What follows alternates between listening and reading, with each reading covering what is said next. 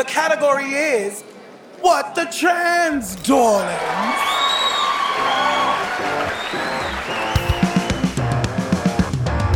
Hello, and welcome to What the Trans. What the Trans? Yes, What the Trans, the weekly podcast show where we do the news and talk about some things that are perhaps important for the trans community. Welcome to the show, and hello, Michelle. How are you? I'm all right. I would very much like at the top to give a shout out to the wonderful people at Code Bar in London. I went there last night to see if I could become more of a stereotypical trans woman and understand coding, and I did. I met some lovely people there. They held it at the Lego headquarters in London, which was really cool because there's loads of Lego around, and they have a PlayStation 4 in their canteen, which I still can't get over.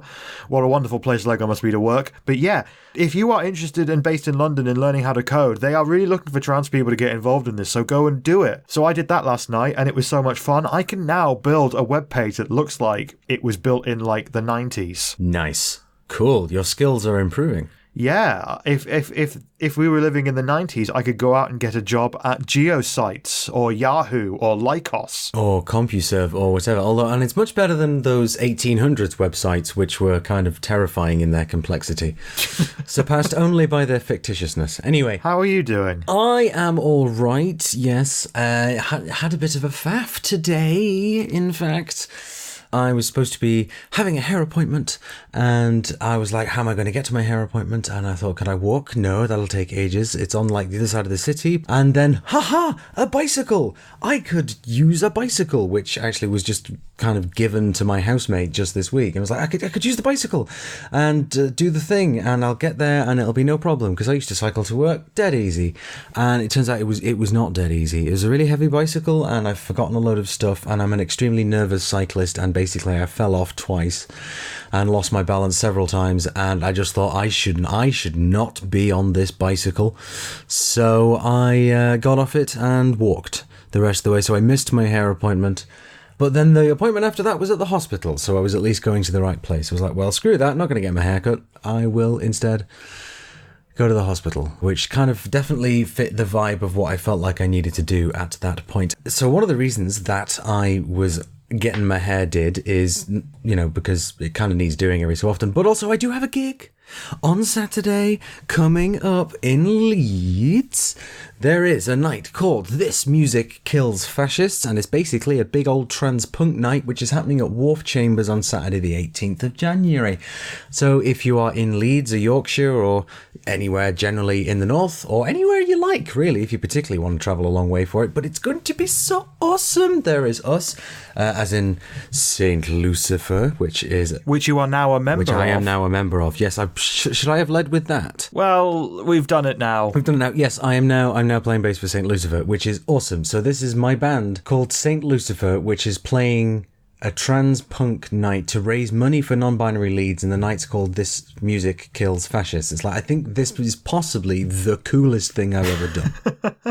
And you're playing with Dispute Settlement Mechanism, yes, which is, obviously we featured them on our musical special episode a few months ago. They are legitimately one of my favourite bands in the underground right now. It's like St. Lucifer, awesome. Dead Pixel, DSM. See, I'm in two of those, so it's really weird. But it's not my fault you're in good bands. Like, I've told you this before, like, you have a friend who's in a band and you go and see them and they're fine, and then you say, oh, you're really good. With you, I don't have to do any of that because your bands are actually good. No, thanks, honey. So, yes, as well as Dispute Settlement Mechanism, who we featured on our musical special of the podcast, there's also St. Lucifer, which is my band and they're awesome. There's Faux Machismo, and there's also Aquila Hope. Or Aquila, in fact, if you watch the popular 90s BBC television show of the same name. Well, kids television show. So, yes, that's going to be super awesome. And I'm probably going to keep mentioning that because this is the last episode we're going to record before we actually do that gig. And you, Michelle, darling, and definitely you, the listener, darling, should come and check it out. I really wanted to, but I can't do it. I've got a work thing. Ah, well. I mean, in fairness. This is something I should have told you when we weren't recording. That's cool. But might as well tell you now. I can't make it. I really wanted to get the Megabus up because I really want to... I haven't seen St. Lucifer, and I really want to see DSM as well. And, a night of anti-fascist punk music, that's exactly my jam. So I am gutted, but please tell me how it goes. I absolutely will. Okay, this is just divulged into a conversation between you and me as friends and not as podcasters, so maybe we should do some news. What do you think? That's a super idea. Let's get some of that terrible news out of the way, and first let's trot along to Scotland. So, according to a report in The Scotsman, the LGB Alliance, who we have mentioned once or twice before, are launching a campaign against Gender Recognition Act reforms on the day that this podcast is going to be coming out, Friday the 17th of October. It's not October today, it's January. Why the fuck did I write that? I'm so sorry. Why did you write that and why did I not pick that up? Keep it in, I say. Oh, it is in. Shit. I say keep it in too. Anyway, so Friday the 17th of January, not October, according to the report, with the link for which is, of course, in the description, the we've written the notes as LGBT Alliance because we can't stop ourselves from putting the T on the end, even though there's a lot of very specific about not doing that. The LGB Alliance are... This is what happens when you write up an episode after just waking up. I do apologise. That's quite all right, don't worry. The LGB Alliance is claiming that Gender Recognition Act reforms are profoundly dangerous to women and could potentially sweep away current safeguards. So, according to this report, SNP MSP Kenny Gibson raised a question for Scotland's First Minister Nicola Sturgeon at First Minister's Questions in regards to how a potential self-ID based service could endanger cis women prisoners if trans women were to be allowed to serve their sentence in a women's prison. Apparently, Gibson has been attending all those meetings with a big gaggle of Scottish TERFs and has taken everything they have fed him like a good little boy. In spite of the fact that, according to Scottish Justice Secretary Humza Yousaf, acquiring a gender recognition certificate does not and will not give a prisoner any new legal rights regarding the decisions made by the Scottish Prison Service about their accommodation. Accommodation, that's an interesting euphemism. Anyway, decisions as to the most appropriate location to accommodate transgender people are made on an individualised basis after careful consideration of all relevant factors, including risk. Such decisions seek to protect both the well-being and the rights of the individual, but also, crucially, the welfare and rights of others, including staff and, of course, other inmates, in order to achieve an outcome that balances risk with the safety of all. No changes are planned to this specific part of the process as a consequence of the proposed reforms to the way in which a person can obtain a gender recognition certificate. So basically they're saying no changes are planned because it's not actually relevant. We've kind of got it covered. So clearly the LGB Alliance are hoping to use the quote-unquote threat of transgender women in, as they describe it, cis women's prisons in the hopes of persuading the people of Scotland to come out against Gender Recognition Act reforms in the upcoming consultation, which, by the way, you, darling listener, need to go and fill in. As we have previously reported, Scotland are having a second Gender Recognition Act reform consultation after publishing a draft bill that would have brought in self-ID for the trans people of Scotland. Great. However, we will provide a link in the description so you can read the bill for yourself, and the best part is you don't actually just have to live in Scotland to be able to do this. You can live anywhere in the UK and take part in the consultation, so you can go and do that. The consultation is open until the 17th of March, so if you're able to, please do this as soon as you can, really, and encourage others to do so if you are so able. In the description, we'll list a few resources to help you out, maybe help you fill in the consultation with a bit of guidance, and, of course, a link to the consultation itself. Now, I bring up the LGB Alliance simply because I kind of wanted to report on the other LGB Alliance news, which is they have released a single. Yes, they have. The LGB Alliance, bizarrely, left-fieldly, totally from the other side of the universely, have released a fucking single on Bandcamp called Stand Up, which, according to the LGB Alliance, was a song they hoped would inspire the youth. I seriously don't think any members of the LGB Alliance know anything about youth. It seems like a long way away for them. Anyway, the song itself legit sounds like something from an American public service announcement that was written by that Steve Buscemi meme, hello, fellow kids. And the response, once we gleefully shared the song, was not super good for the LGB Alliance. Some of our favourite responses included Emma, who just commented, what the fuck are these absolute ingrown hairs playing at? And another from James Geek stating, fair play to the LGB Alliance for tackling the stereotype that gay people are cool and creatively talented. Oh, jolly well done them. Yeah, they are so fucking weird, though, aren't they? The LGB Alliance, they're just... Yeah. Yeah. Okay, you need to stop saying such weird stuff, okay? Like, I genuinely, it was the best day of my life when I found that song on their Twitter feed. I just couldn't resist listening to it, and I just couldn't stop laughing. It was everything I wanted it to be. It was out of touch. It was badly put together. It had way too many organs, but unfortunately... And I say unfortunately because I'm really upset about this. Someone out there hacked their Bandcamp and deleted the song. And I am so angry at this because usually I am perfectly down with people doing whatever they can to fight transphobia. But in this specific case, it would have done more damage to their credibility if the song had been allowed to remain up, because it is truly... It speaks for itself. Yeah, it just shows just completely how out of touch this group are. But... moving on from that particular thing, and for the record, the LGB Alliance have said that the song will return at some point once they sort out their Bandcamp, so the second it is back, we will be sharing it as far as we can. But to get onto some actual news and not just the fun stuff, this campaign in Scotland, it appears to be taking the form of a bunch of full-page adverts in various Scottish media, as well as the LGB Alliance presenting themselves as available for the media to talk about all of the dangers of self-ID, spooky. And this appears to be, apart from their single, the first actual thing they've done with their £44,000 they have raised on their GoFundMe page. So this will be the start, I think.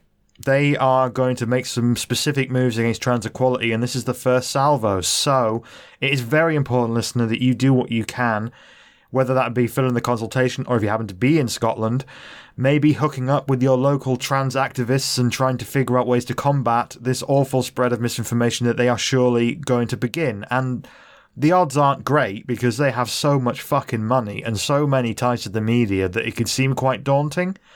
But the beautiful thing is, they're clearly not that tapped into how people think if you look at all this stuff around the single they released. My God. No, that's just going to make me giggle for the rest of the time. I'm still in disbelief. Like, it made me so happy when I found that song, Ashley. Remember I messaged you just like, you have to listen to this. And I was like, do I though? Do I absolutely have to? But you are right though in that if they're taking out a bunch of full page ads, they're going to be sort of pushing the bounds of what can legally be published in such an advert in terms of it being misleading and scaremongering stuff. And that's evidently that's going to be the next move, because I mean, what the bloody hell else are they going to spend all that dark money on? So studio space for the album, I hope. I mean, yeah. Stand up, stand right, stand to the left, crisscross. Yeah, that's going to be the names of all the singles, isn't it? Anyway, let's move on, shall we? The LGB Alliance, they're just weird, and unfortunately they do kind of constitute a bit of a threat, but God, they're weird. Anyway. If you happen to be listening to LGB Alliance, please do an album. Please. I will buy 10 copies. No, I was going to say I'll arrange your launch gig, but I totally fucking won't. Like, I will not do that. So, if you do form a band, actually, good luck getting any gigs. Anyway. Now moving on to some pretty dark news, unfortunately. In the north of England, trans woman Tamara Williams has been found guilty of 5 acts of burglary and sentenced to 2 years in prison. According to the Liverpool Echo, which by the way is one of the best local papers in the country, do check it out, Williams will serve at least part of her sentence in a men's prison, which is fan-fucking-tastic. This is in spite of the fact that, according to Dr. Jane Hamlin of the Beaumont Society, guidance published by the Ministry of Justice in November 2016 stated that people who are living in a gender different to that of their assigned sex at birth should, as a general presumption, be treated by offender management services according to the gender in which they identify. Now, it's important to note that according to Williams' solicitor, Williams has a history of substance abuse issues, and the burglaries were as a result of her falling off the wagon and using the burglaries to fund her habit. This is by no means an excuse, and obviously there will have been victims to her different crimes, but we on the show feel that if this is the case, maybe locking her up isn't the way to go. Maybe. Obviously, we don't know Williams' full legal history, but if there is one thing we have learned about drug addiction sticking folks in prison isn't the best way to facilitate rehabilitation. Funny. Especially if that prisoner is trans and stuck in a men's prison, where she will be at risk of violence and sexual assault, amongst many other things. Due to austerity in the UK, thanks to the bastard Conservative Party and government, our prison system has been widely reported to be understaffed and struggling to meet basic safety standards. And according to Sarah Jane Baker of the Trans Prisoner Alliance, life for trans people in prison is less than ideal. In a piece she wrote for iNews talking about her 30 years inside Britain's male prisons, she said of her experience, "I was in a male prison for the entirety of my sentence, and that's a dangerous place to be as a trans woman. I've lost count of the things that happened to me inside." I will link to the full article, by the way. It is enlightening, but trigger warning, it is full of references of sexual assault and violence. It is basically, by the sounds of it, a horrible place to be if you are a trans woman on every conceivable level. Now, we will keep you up to date for ways in which you can potentially help Tara and Williams as and when they come about. But what do you make of this? Like, especially considering the stuff being talked about in the Scottish Parliament about the threat to cis women from trans women prisoners. It just seems perverse, doesn't it? That will be the argument that's being made when actually the opposite is true. Really, and there are so many of these stories where, even though the Justice Secretary and the Ministry of Justice have written, I would say quite clear guidelines saying that the person is to be housed and treated as the gender that they identify with. That's pretty clear cut, right? It doesn't necessarily involve a gender recognition certificate, but as you and I have covered on the show before, there are so many of these cases whereby, in spite of the Ministry of Justice's guidance, that is not being done. Trans women are being held in male prisons, where the risk of certain things happening is much greater. And then, you kind of ask the Ministry of Justice about it, and you get a press release that says, oh, well, we're worried about the sort of specific safety profile of this and that and the other. And it's like, well, surely that's an assessment you've already done. Yeah, it's a little bit troubling to see that this keeps coming up, that there is this guidance which seemingly keeps being ignored. Is not everybody getting the guidance? Or, is the guidance just kind of advisory, like, oh, we're not going to really enforce it? I don't know what they're doing. It seems to be very much it's supposed to be a case-by-case basis, and obviously some prisoners may well represent a danger to the prison population as such, but I would like to think that is taken into account. But I think an important point to raise here is that the criminal justice system, when it comes to legal aid, as well as sort of maintaining the UK's prisons, things aren't great there. If you went online and Googled right now, prisons austerity, you will find countless personal testimonies from many, many, many prison guards who have either written anonymously or otherwise, saying that they are understaffed, they are underfunded, and they are unable to keep the peace in prisons right now. Things aren't great there. And also another point to keep in mind is it could be very tempting to just think, oh, well, fuck them, they're prisoners, they broke the law, who cares, we should be focusing on other areas of inequality in the trans community. But the thing is, any one of us could end up in the same position as Tamara Williams. It's mostly thanks to several privileges I have that I haven't ended up like Tamara Williams, because there's been many times where I think in the right circumstances I could have very much fallen down the same rabbit hole of drug abuse issues that she has allegedly fallen down, according to the report.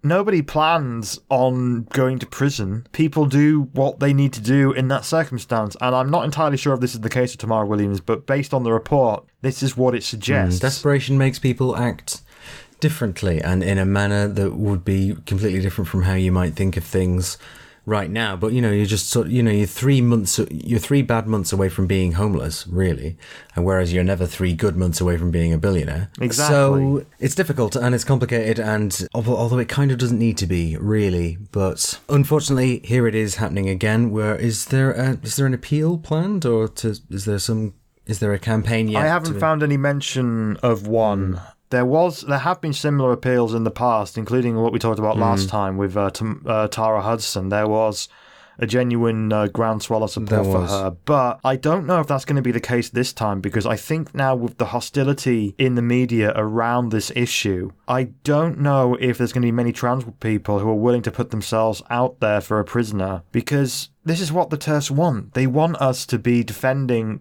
people who in the larger society are not viewed positively. For example, prisoners and sex workers and etc. Yeah, they want that to be the basis for the fight, and you can see that happening in Scotland right now. They are going to put out stuff about protecting female prisoners, in their words, or protecting people from dangerous trans elements. And you can see this on Graham Linehan's Twitter and all of the big transphobes. They constantly talking about the same, like 3 or 4 trans people globally who are unambiguously evil. The trans community has terrible people in it, like every community in the world, but they are getting shared all the time by people who want to frame the debate around stopping evil trans people from hurting innocent cis people. Well, actually, I think cis people are the problem. They're the ones that inflict most of the pain, and they're even doing it on other cis people. Why aren't we talking about cis on cis crime? I know, right? Why isn't that not a thing? We're only asking questions. Why are they trying to quash our free speech? And away we go. Anyway, we will keep you up to date if anything does develop. So yeah, if you're interested in hearing more about this issue, there are links in the description where it comes to the reports around Tamara herself. But also, I would highly encourage you to check out the Trans Prisoner Alliance. Currently, they seem to be in the early days of forming. Their website isn't live yet, but if you check out their CEO, Sarah Jane Baker, at LiferSarah on Twitter, she'll be able to fill you in more information on developments in and around the area of advocating for transgender prisoners. So check her out, and in the meantime, try to not put yourself in a position to be locked up if you are able, because it doesn't sound like it's very much fun right now for trans people, like it ever is, but you know what I mean. Quite, indeed. Rattling on then. Yes. If we may, and for some slightly better news, Labour MP and staunch trans ally Dawn Butler has successfully made it onto the ballot of the Labour Party Deputy Leadership Contest. Butler has repeatedly voiced her support for the trans community by speaking at the Still Here conference in 2018, as well as telling this very show that she believed the Conservative Party's handling of Gender Recognition Act reform had been, and I quote, a fucking disgrace. Obviously, massive trans ally potentially becoming a deputy leader of the Labour Party can only be a good thing, and we urge you to vote for her if you are a member of said party. Now, over the coming weeks, the Labour Party will begin the process of choosing their next leader. For now, Pink News has got quite a good summary of the candidates for the Labour leadership contest when it comes to broadly LGBT issues. And for the next week, we will be contacting all the candidates to get their stance on trans equality, self-ID, trans youth, and various other things. Now, if you have anything that you want us to ask them about, please send your questions to our Twitter, at @WhatTheTrans, or email us, and specifically Michelle, at our shiny new email addresses at michelle@whatthetrans.com. And we'll make sure to put in the questions that you ask, and we will put those to the leadership candidates. Won't that be fun? Yeah, try to send those as soon as possible, because I think we're going to try and get started on this on Monday. I believe so. When their offices open up again. So yeah, that's thoroughly good news. And also, like, by the looks of the candidates, it's quite possible that 2 women could be leading the Labour Party. That's pretty fucking rad, am I right? That would be awesome. I mean, there's a lot of comment about the people that have been put forward and who've been chosen and who got the most nominations and how quickly and blah, blah, blah. Dawn Butler was actually quite a late entrant to the race, as far as I'm aware, and there were people saying, well, gosh, the deputy leadership candidate, it's all very white, isn't it, kind of thing. So good, and glad to see Dawn Butler there, and hopefully she will make her presence felt in the corridors of power in the Labour Party. So, moving on. Yeah, let's move on to our new segment called One of Us. One of Us. One of Us. One of YouTube's biggest beauty vloggers, Nikki Tutorials, has come out as a transgender woman. Hooray! Woo! Blows party horn. According to an incredible video released on her channel, Nikki told the world that she came out at a very young age and was able to transition thanks to the support of her mother. Nikki, who is Dutch and based in Holland, has 12.5 million subscribers on YouTube, so she is a pretty big deal, and I'm one of them. Admittedly, I'm a very infrequent viewer because she is very advanced with the makeup, and I am really bad at it, so I don't have the skill necessarily all the time to try and emulate her look. But unfortunately, according to her video, she was kind of forced to come out after people close to her attempted to blackmail her and leak her trans status to the media. But Nikki, being the goddamn hero that she is, decided to literally show them the finger and come out as close to on her own terms as she possibly could. So please go and find her on Twitter and on YouTube and send her all the support, and you can give her a subscribe on Twitter because she is good at what she does. She is one of us, so we should go and give her our support through what must be a very difficult time for her. And in the highly unlikely scenario that she is listening to this, congrats, Nikki, and thank you. And we will link, obviously, to the video, which is well worth watching. It is quite heartbreaking in places, but I think there's a lot that people can relate to, especially if you happen to be a trans woman or trans femme of some kind. It does particularly suck, though, because, again, that's something else that keeps cropping up, that people are basically forced to come out before somebody else outs them. And it's like, what are we in the 1980s here? What the fuck is this? And it's just so annoying and upsetting, really, that's still something that factors into how the media works. Well, as someone who follows a fair few makeup channels on YouTube, there's a lot of drama in that community. Good heavens, surely not. There is a lot of nonsense, and there's been some various controversies in that community over the last 12 months. There's been accusations of racism against certain people, accusations of assault. It's basically, by the sounds of it, there's a few bad apples in that community. I know that term has been horribly used in the past, but it appears to be the case here. There's a few bastards in the makeup community who are trying to make things harder for certain other people for various reasons, and I don't know for sure that's what's happened to Nikki. I don't know specifically who would do this, but I think it's easy to see why. She's incredibly successful, and they wanted a payout or something. She obviously doesn't go into any detail about this, and to be honest, she shouldn't have to. Yeah, I mean, I'd be very happy to never hear about this particular angle again, and I just hope that Nikki, gets justice in that regard. But when it comes to making the most out of the decision and being true to yourself on such a massive scale, like she had so much to lose. Potentially. With 12.5 million subscribers and all of these beauty deals and stuff, this could have gone so bad. But by the looks of it, things have been pretty good for her so far. There's been a lot of support. Her fans have come out in droves to congratulate her. So I would highly encourage you to go and support one of us, even though she is a very successful woman who probably doesn't need any more help. So yeah, congratulations to Nikki. And yeah, can't wait for your next few videos because I am a bit of a fan. Yay! Well, yeah, it will be interesting to see, won't it? Particularly with, she's sort of built up the brand that she has, and now it's kind of had this change sort of enforced on it, but she's managed to take control of it in quite a positive way. And so, yeah, I'd be interested to see what happens next.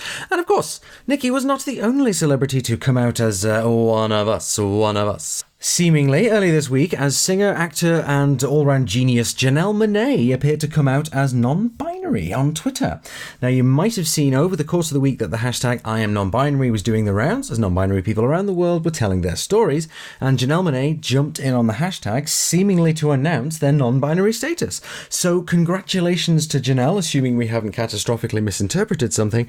And if you do get the chance, you absolutely should go and see Janelle Monáe live, because I have been to so many gigs, hundreds of gigs by this point in my life, and Janelle Monáe is still probably the absolute best. She is such an amazing performer. And I don't know if I'm supposed to be theying or sheing. That's a shame. I don't think that they have necessarily said so far. Indeed. And so let's kind of not make any assumptions. Anyway, so the point is Janelle Monáe is awesome, and hashtag #IamNonBinary. And which actually was very heartening to see.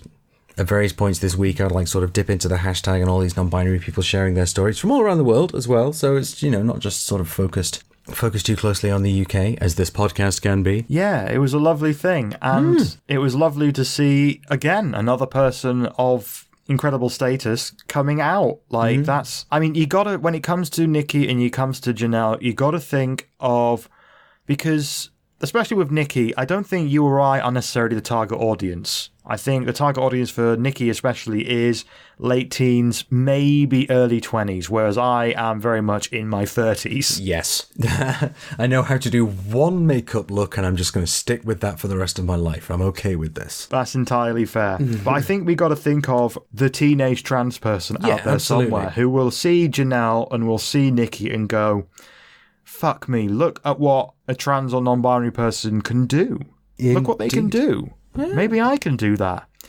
So, young trans people who may be listening, go do your beauty vlogs, go do your singing, go do whatever it is you want to do, go and do it. And if you do something really cool, send it to us and we may play it on the show or talk about it on the show. Yeah, definitely signal boost the hell out of that. And so now I think we'll move on to the next part of the show, the meat, which is another one of those lovely little segments that involves us playing a tape. Now, Michelle had a very, very interesting conversation. Do you want to fill us in, darling? So yeah, I had a nice conversation with a bunch of people, and today we are going to play the tape where I have a wonderful discussion with some people about autism in the transgender community. Why this condition specifically?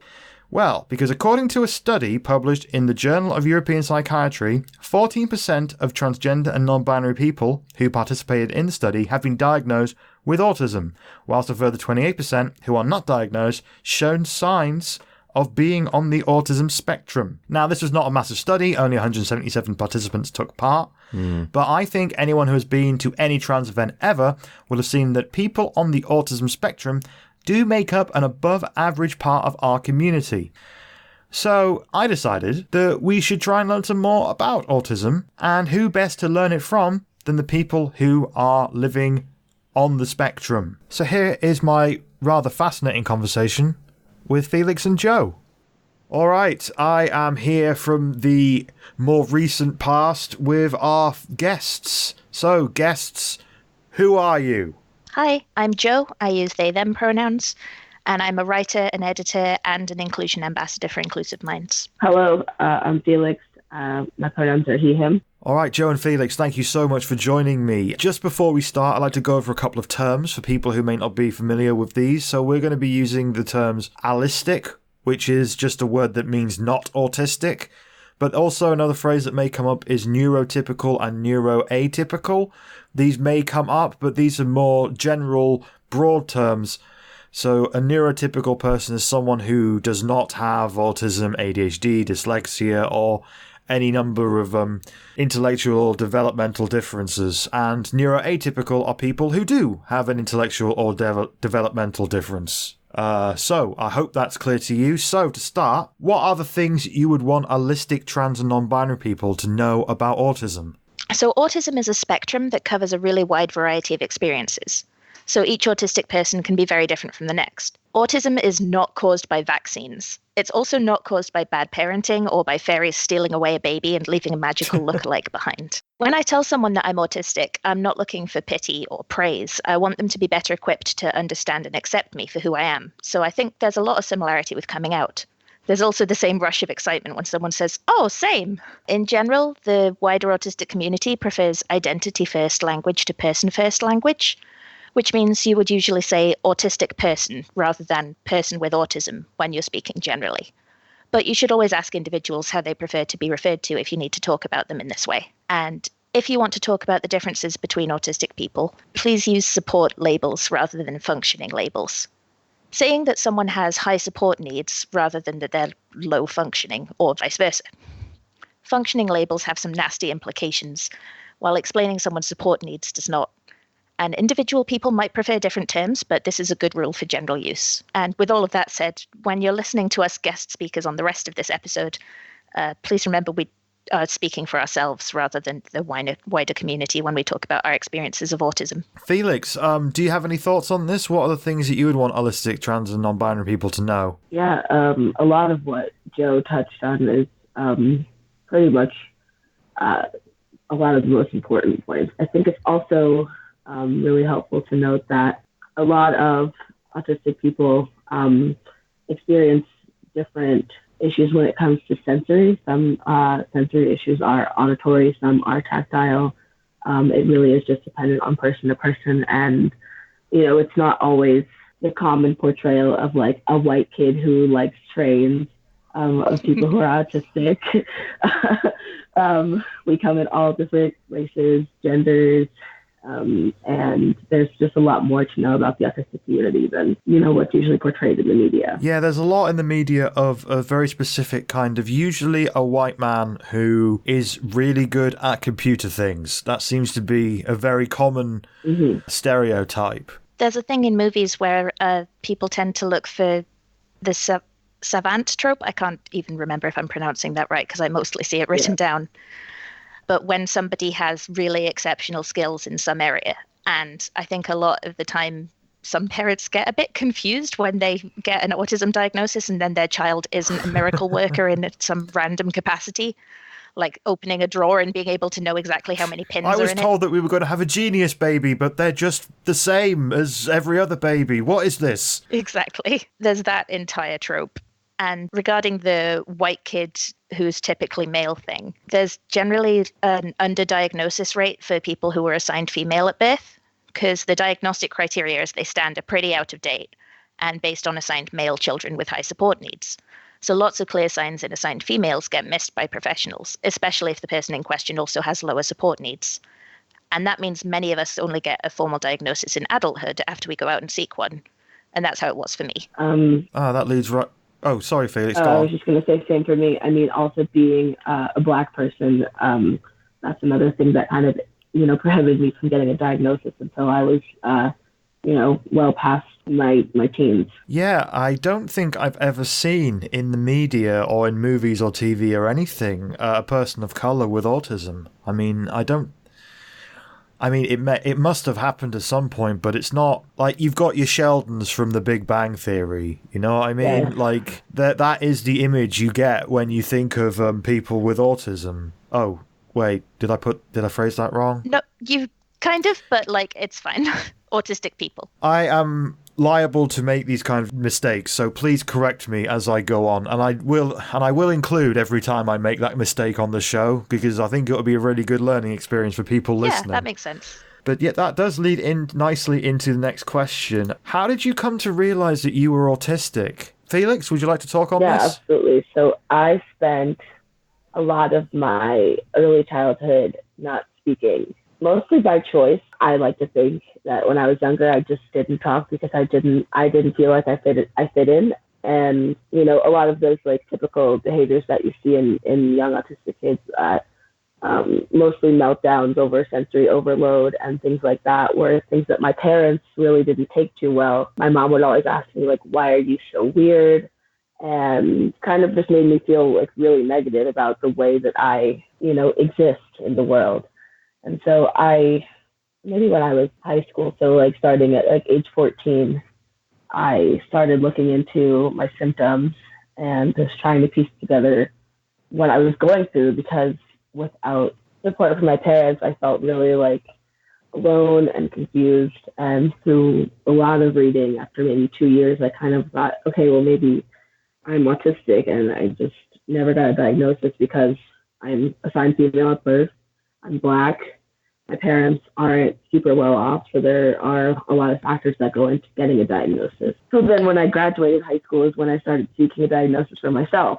That actually, it kind of made me feel more comfortable to, say I'm autistic once I really had a doctor's diagnosis. But I do think that it is worthy to note that self-diagnosis is also a valid way to go about things because of issues like gender, race, and class. When you sort of discovered your autism, I don't think that's the right phrasing at all, but when it clicked... Found the label? Yeah, when you found the label and everything clicked, how did you feel about that? Was there a sense of relief, or was there Yeah, a big sense of self-acceptance and kind of self-understanding, and more being able to kind of say, okay, so I have issues with, too much sound because I can't process all that sound, and that's why it makes my brain go fuzzy and makes me want to cry all the time. And, it started to help me avoid situations like having meltdowns in public. And I just sort of started to, like I said, understand myself better and love myself more. That's good. It's just a damn shame it took so long, Yeah, 20 years. Yeah, same. Jo, what about you? How did you come to realize that you were autistic? So I should add a quick footnote that I forgot to earlier, which is that I'm white, so my experience has not got racism compounding it. I, however, despite having middle-class parents with an okay amount of income and knowledge about general stuff and education, they didn't have a good understanding of autism at all, even though I'm pretty sure that one of them is autistic. And probably also one of my grandparents from descriptions that I've heard. But the thing was that because I got good grades, nobody really thought beyond that, because that was the measurement of how well I was doing as a child, not, whether I was being bullied or how many friends I was able to maintain, or the fact that I would try and actively hide from the school Christmas disco and run away to the bathrooms because it was quieter every year without fail and get in trouble with it from the teachers. It was like, no, that's all just fine. And little things that weren't harmful but were very obvious signs, like spending hours reorganizing my Pokemon cards that I never played a single game with. They just didn't have the knowledge to pick up on that, and nor did any of my classmates or teachers. At the time, the best information that I had about any kind of like neuroatypicality at all was that there was one kid in our school, like our primary school, who was dubbed as having special needs. And nobody ever explained what that meant. And it was just kind of assumed that everybody would like make a bit of space for that kid to do things at his own pace and be understanding if he couldn't. But no one talked about it and nobody did any kind of education on it. That was a bit of a mess. But when I got older, from 2010 to maybe 2014, I had a special interest in the Sherlock Holmes stories. And I wanted to learn all about the character, the books, and the various adaptations. In the course of my reading, I learnt about autism, or to use a more contentious term that I found then, Asperger's. And as someone with low support needs, no speech delay in childhood, and no learning disabilities, I initially identified Asperger's as the label I hadn't known I'd been missing. So it was 2013, and I was a bit scared of how other people might react. So I wrote an anonymous coming out piece for an open mic night and handed it to a host to read for me because I was too scared to go on the stage and do it myself. Everyone seemed pretty supportive of it, which gave me a lot of hope and comfort. So then I started to seek out more stories with protagonists like me. And there weren't many, but I gave a presentation on my findings at my university's Innovative Learning Week. My understanding of the wider autism spectrum took longer to develop, and I'm still learning. I was also pretty scared of being discriminated against in university and the workplace, so I didn't get a formal diagnosis until 2018, when I was in a job that wasn't a natural fit for me, and my manager made comments about traits that I knew were part of my autism as not being suitable for that workplace. Jesus Christ. Delightful. And I'd like to point out I worked super hard at that job and did vast amounts of exploitative unpaid overtime, so really not fair. Yeah, they could have cut you some slack, I think. Yeah. So then I decided to seek a formal diagnosis to protect myself from discrimination, because I realized that just because neurotypical people didn't know my labels didn't mean that they would treat me like one of them. And frankly, I'd rather that they treated me as different but equal, rather than presenting myself as a weird replica of them. And I think it's only through understanding and acceptance that we'll be welcome in wider society. So I've spent a lot of time trying to educate people I meet, even if I only meet them briefly. Oh, I also wanted to let the listeners know that if you think you might be autistic, if you're in the UK at least, you can ask your GP for a simple questionnaire that will measure some traits associated with autism. If you score within the could be autistic threshold, then they'll offer you an interview with someone who can make a formal diagnosis. And you're allowed to bring someone with you for support when you go. Medical professionals aren't allowed to tell your family, friends, employers, and so on that you've received a diagnosis. So you get to choose if and when you want to share it with people. Hope that helps. Yeah. Have you found any issues when it comes to accessing health services in regards to the NHS? I know this kind of locks you out of the question, Felix. We have the dreaded socialised healthcare here that is great, but, also has issues. But it's horribly under threat. Yeah, we've got the Conservative Party here that have been doing cuts to it since 2010. I myself have spent most of the last 10 years on one waiting list or another, so I can only imagine for things like autism, ADHD, etc., that waiting times are probably through the roof. Did you have any problems there? So I was pretty lucky. By the time I got my diagnosis, I had literally just finished that awful job a week before. Yeah. But it was probably only a few months, which, considering that I'd been waiting a lifetime and then chosen not to seek one for a while, felt quite fast. And I'm also very lucky that I have a GP who has gone out of their way to be as supportive as possible of me. So when I'm like, hey, I'm non-binary, he was like, oh, cool. I don't know vast amounts about that, but I will do some Googling, and if I do anything or say anything wrong, let me know. And if there's stuff that needs fixed on your medical record, or you see posters in here that are less inclusive, let me know and I'll raise it with the practice managers. And I'm like, my God, this is amazing. I'm so glad. So that's been amazing. Felix, you are under a completely different healthcare system than the UK. I think the American healthcare system is quite famous for being difficult. Absolute garbage.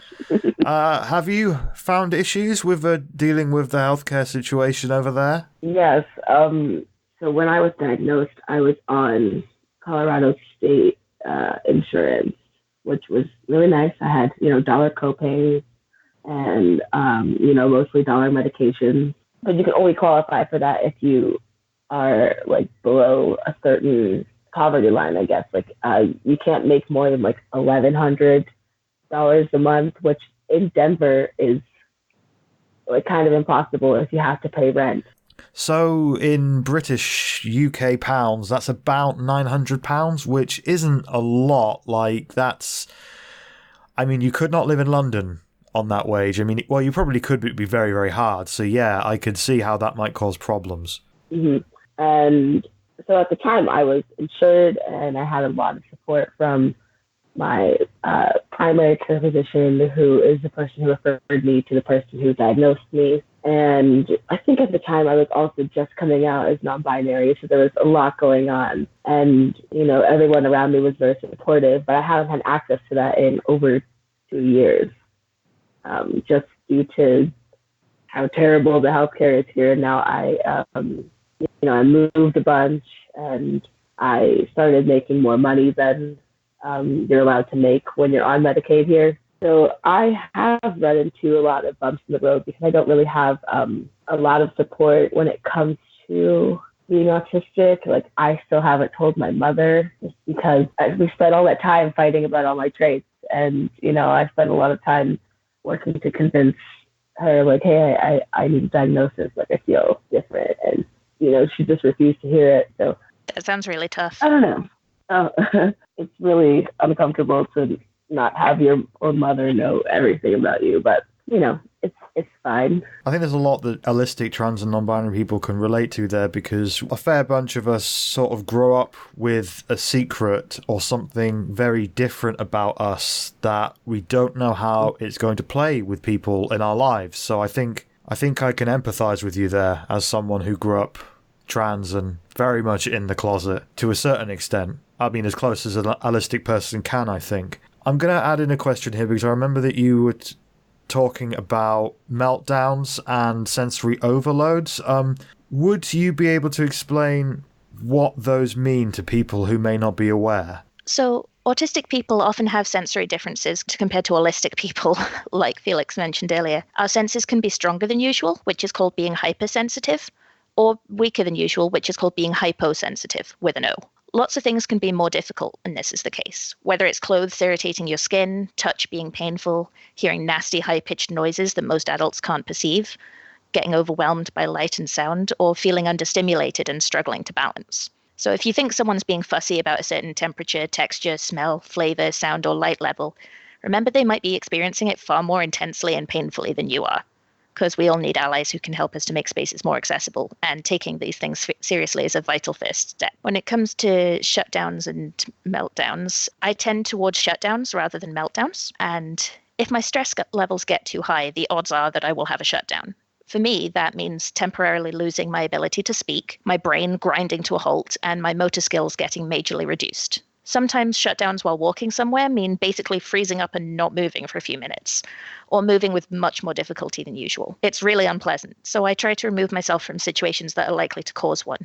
For example, at loud parties, you'll probably find me taking a break in a much quieter area or just heading home if it gets too much. Okay, so it's like... It's a bit like the blue screen of death. I see, okay.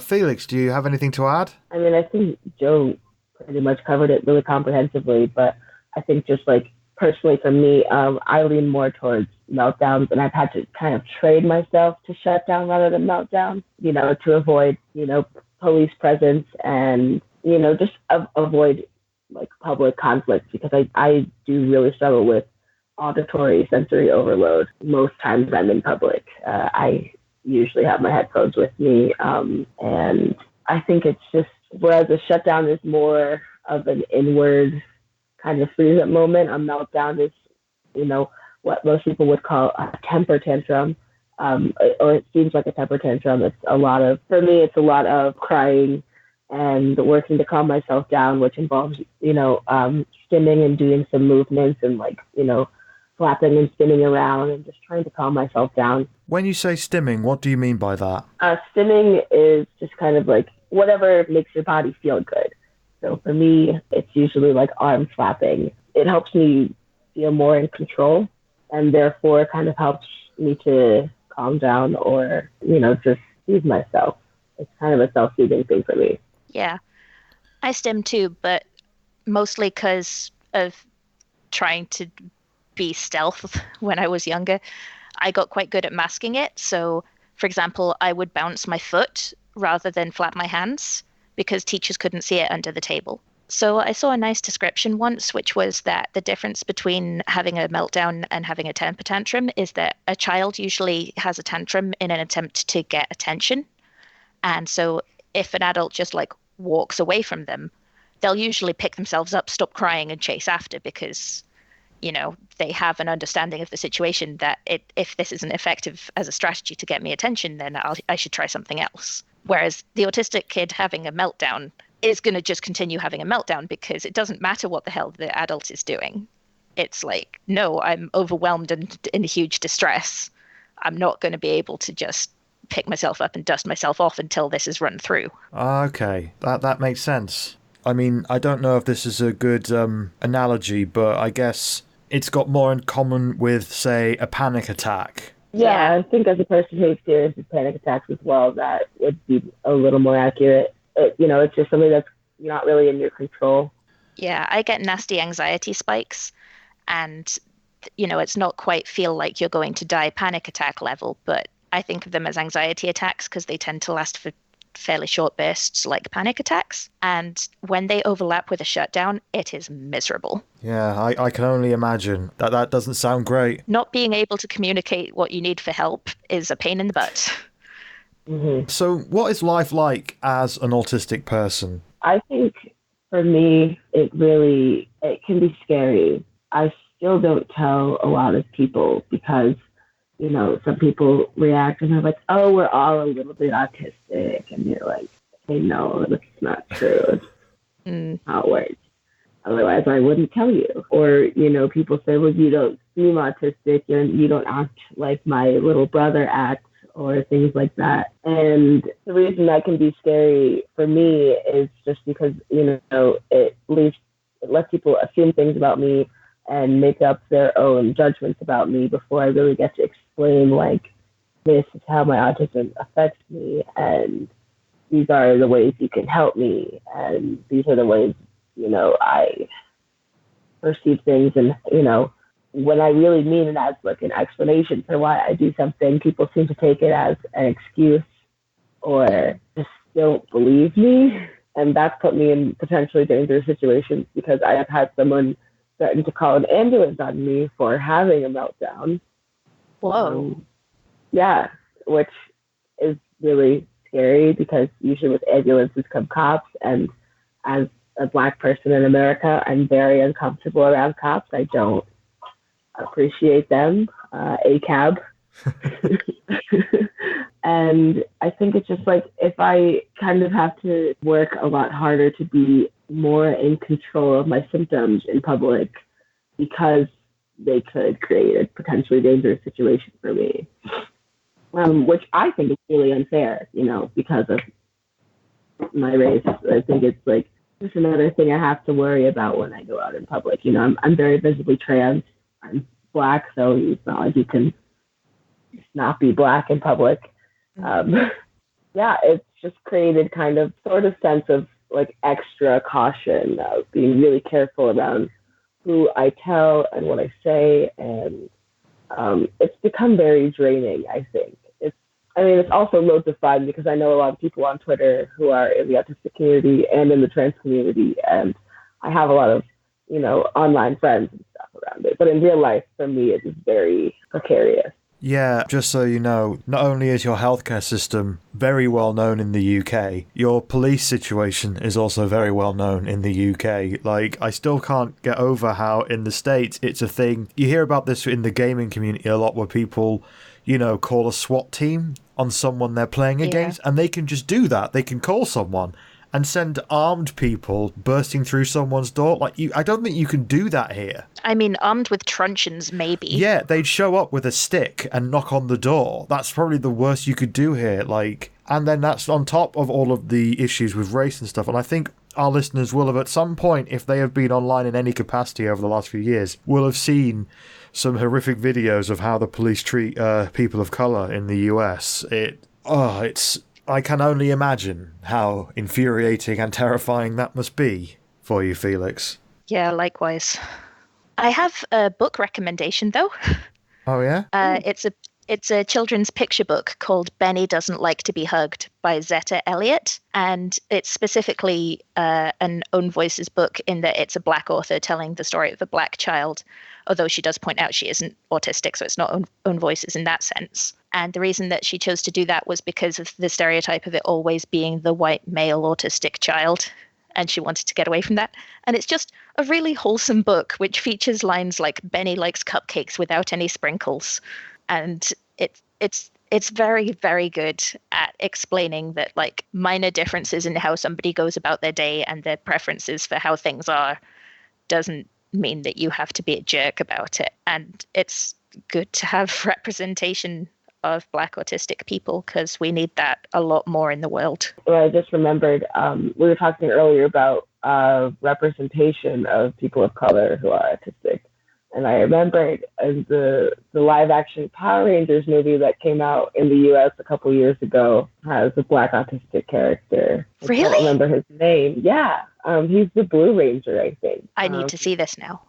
It's really good. It's great. I mean, I think his name is Billy, and I think he's a really cool character. I relate to him on a lot of levels. I'm going to show my age here, but I remember the original Power Rangers back in the day. I'm very, very happy they did that because originally the Blue Ranger was this white guy who was like the nerdy one. And I think they sort of coded him as autistic, but in, a shitty 90s way. So that's a really cool move by the makers of that movie. So, Jo, what is life like for you as an autistic person? It varies a lot between individuals, but the biggest positives for me are my tendency to be honest and try and make things fairer, my ability to hyperfocus, and my special interests, which are all the things that I'm deeply passionate about learning and doing.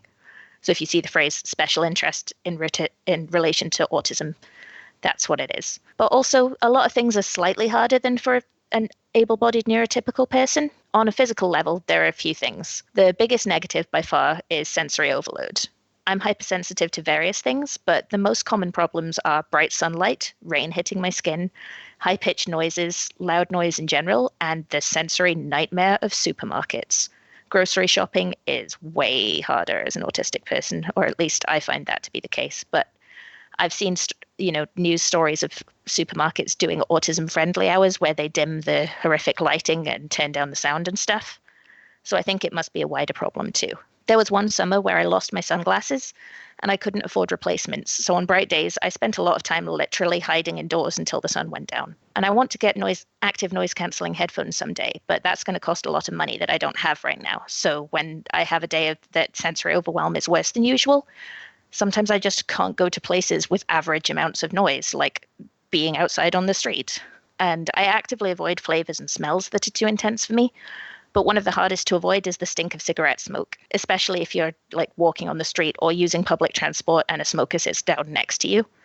Because then you also have that socially awkward moment of like, I'm going to have to ask you to get up so that I can get out of my seat and onto a different seat further away from you. And you're going to think I'm a jerk. But actually, you are the jerk for not asking me if it was okay for you to sit there, Yeah, and in those kind of situations, it's probably very hard to explain, look, the way you smell kind of physically hurts me. I have to leave now. Yeah, and I also had that problem a lot in university with lectures seating because there tends to be like a sort of like cinema rows, So if you're jammed in on both sides, you can't escape. Yeah, and students, typically male students, don't tend to shower as often as they should.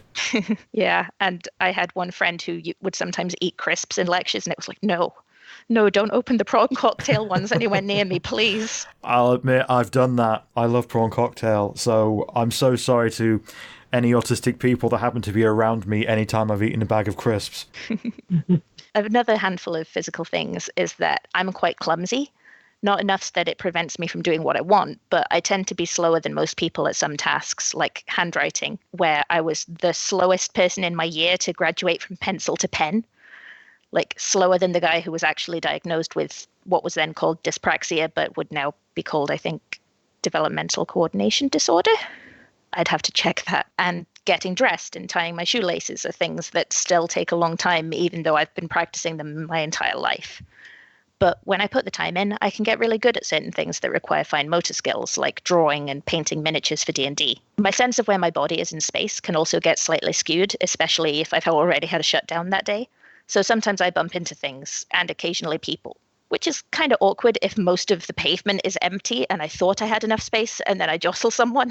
So, how has your autism interacted with your trans non-binary identity? I think it's kind of had a positive impact on, me being more open about my identity. I think in a lot of ways, though, it does kind of prevent me from, meeting a lot of people in real life, because I don't do things like go to clubs or loud, events usually, unless it's like, Pride of the summer, because everything is too loud and too bright.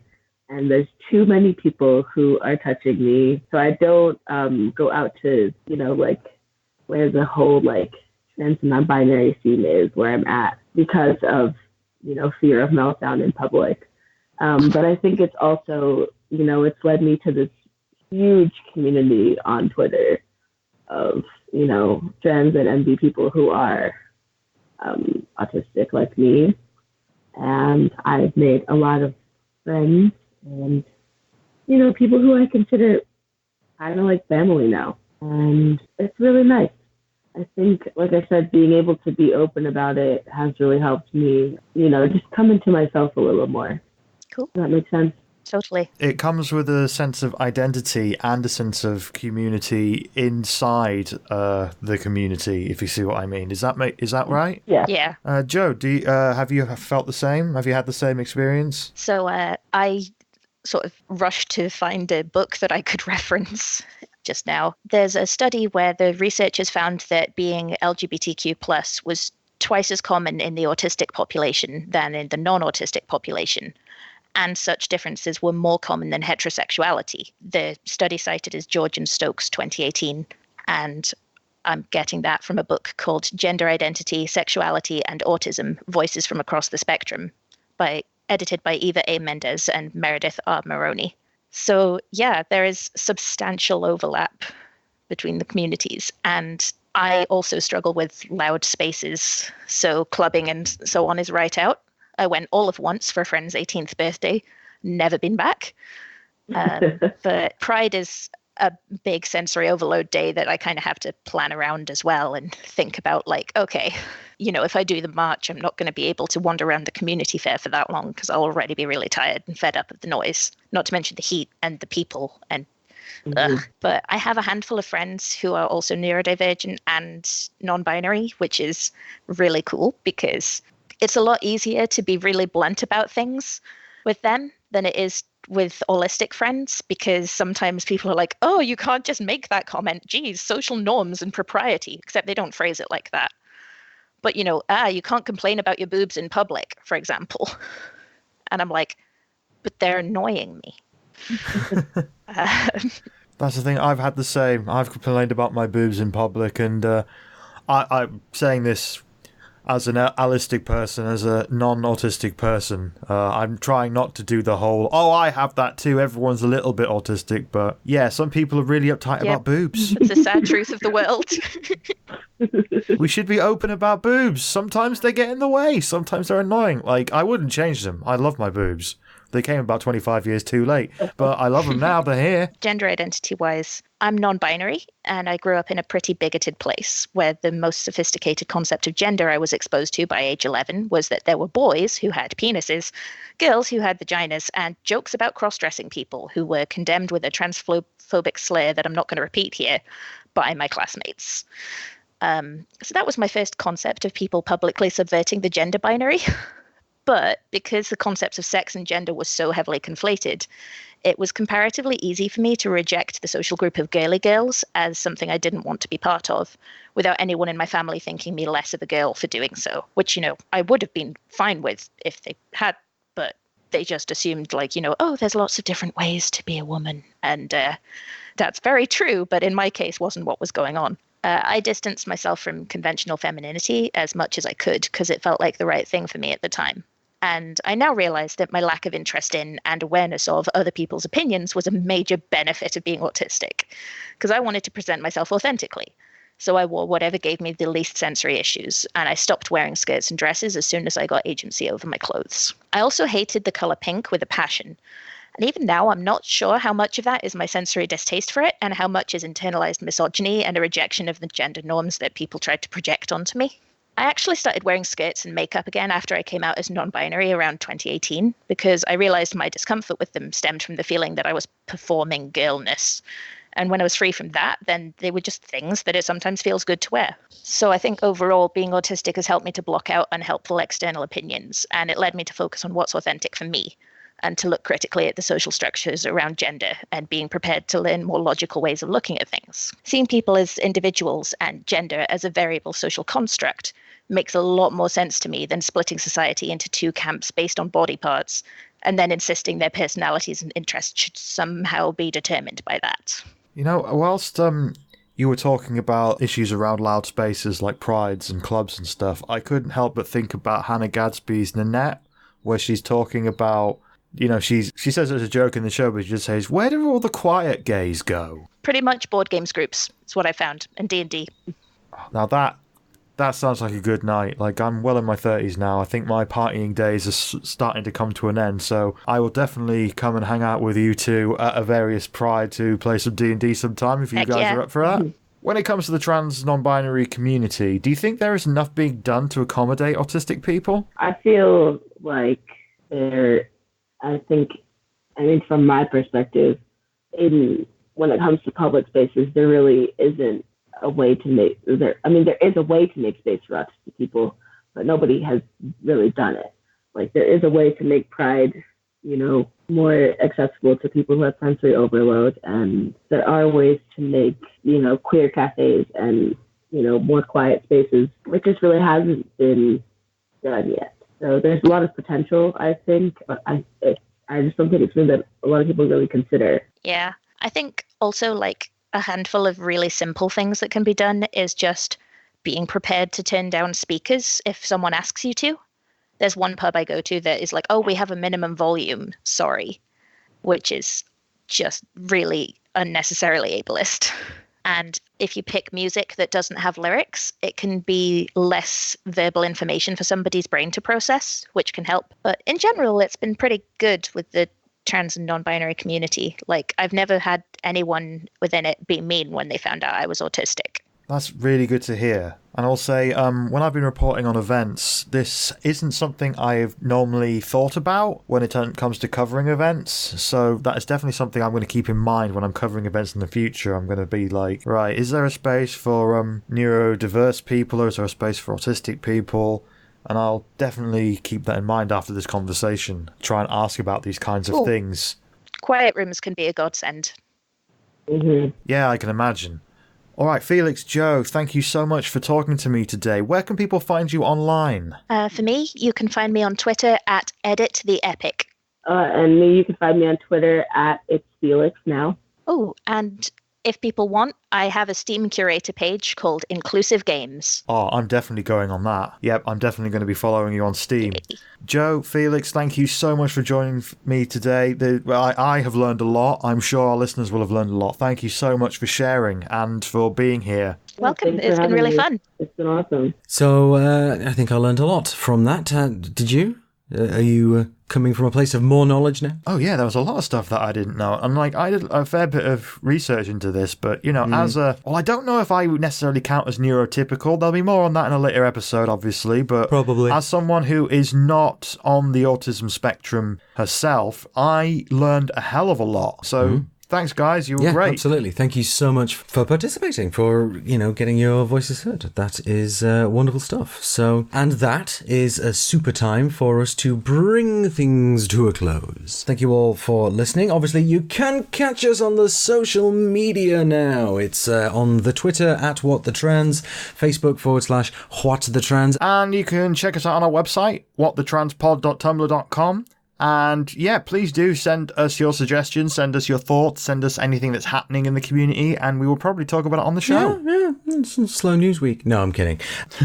Next week, we're going to be talking about intersex issues. Indeed, because, well, there's a whole thing, and I will explain in more detail next week, but there's a certain amount of overlap, but also there are certain distinct differences, and I actually think it's time the trans community had that conversation with itself, difficult as parts of it might be. However, that's for next week. We'll see you all then. Thank you so much for listening, and goodbye. Bye-bye, everyone.